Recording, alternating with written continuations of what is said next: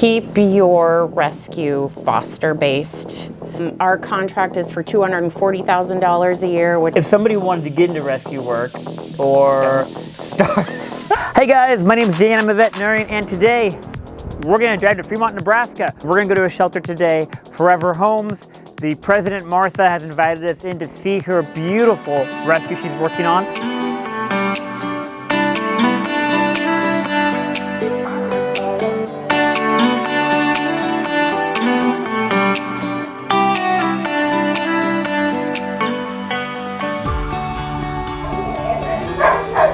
It's a busy place. What do you got there? Donation of towels, which is something we can always use. All right, well, Martha, thanks for having us. Well, thanks for making the trip up here. I'm so excited that you're here. What's your title here? So I'm the president. I was asked to come on as executive director when our past president needed to have surgery, and she never had it. And then she retired, and here we are. So when did you say FurEver Home was started? 2016. You have a pretty, good space here. How are you guys funded? We have a contract now with the City of Fremont to provide their sheltering for strays and owner surrenders. So we were awarded that contract in 2021. Okay. So 3 years ago. And so that is probably our main point of income. Our contract is for $240,000 a year, which breaks down to $20,000 a month. Okay. Was that hard to get? Was that like a lot of... No one else really proposed for it at the time. We're founded in the state of Nebraska. We're a 501c3 nonprofit. Okay. Have been since the beginning. If somebody wanted to get into rescue work or start... what would be some just like never done it before, like what would be some advice you could give? Don't get a facility. Okay.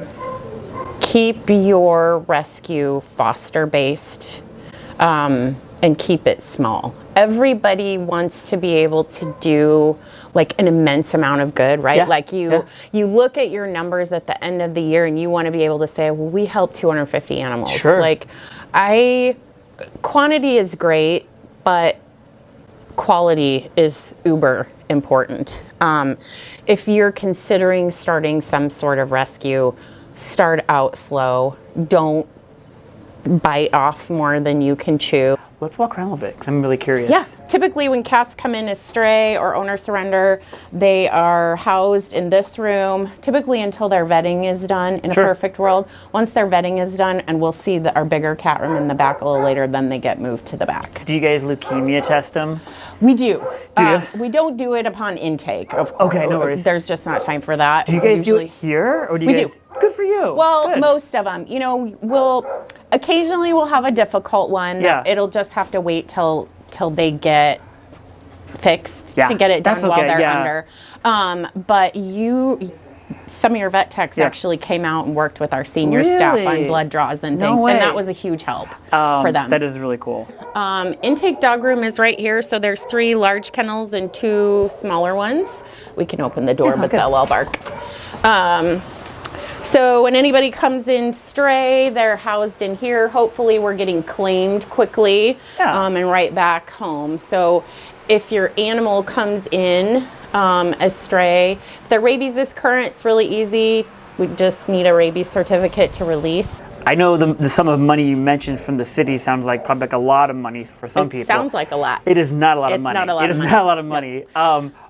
Yep. Are you like getting food from like donations? Or are you buying your own food? So special diet food we do purchase. Okay. Like our standard food is donated direct from manufacturers. Okay.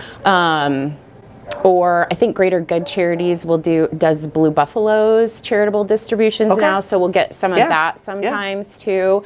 But we've been very fortunate to be able to feed most of our cats and dogs, like our general population, on standard, regular diet at no cost. Oh, that's amazing. Yeah, if we had to buy food, I don't know. I know, I guess that'd be crazy.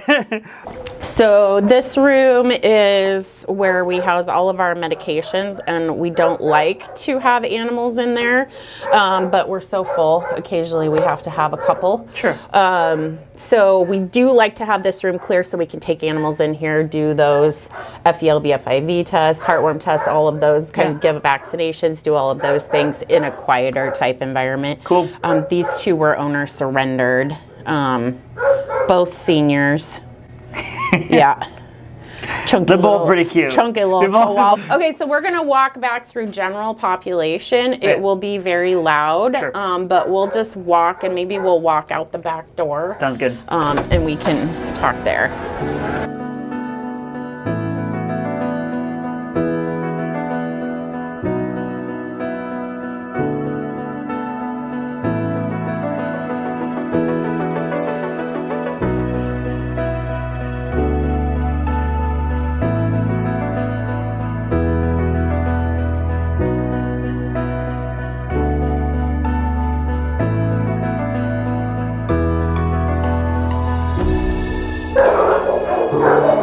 So we do have bite hold kennels, of course, because we have to do bite holds sometimes. So this kennel system has a guillotine door in the middle. If we have one that you can't handle, then you can swap them back.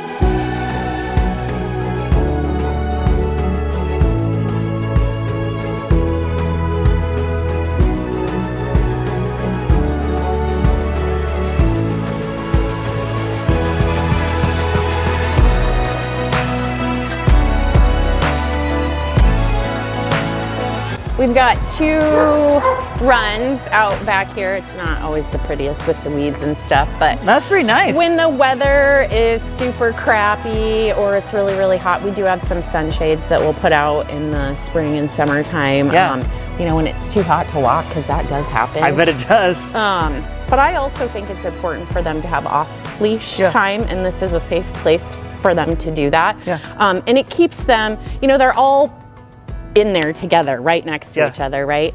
Even if they don't like other dogs in close proximity, off leash, they can still safely kind of still be around each other and learn to tolerate each other and not be aggressive about things. So it is really nice to have these runs.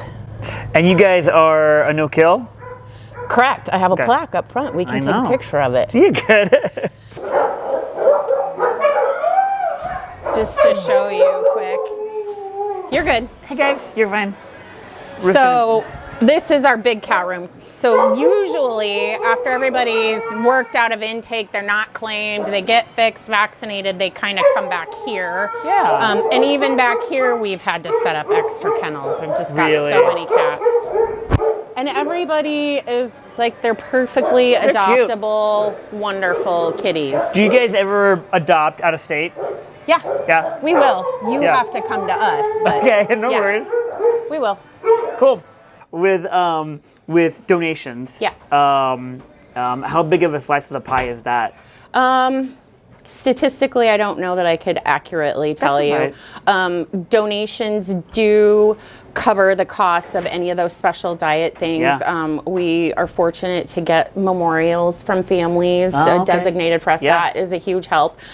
Those types of things are what pay for the special diets and the veterinary bills. Yeah. If we have special case, like you guys saw Denver, the kitty that needed a leg amputated a week ago.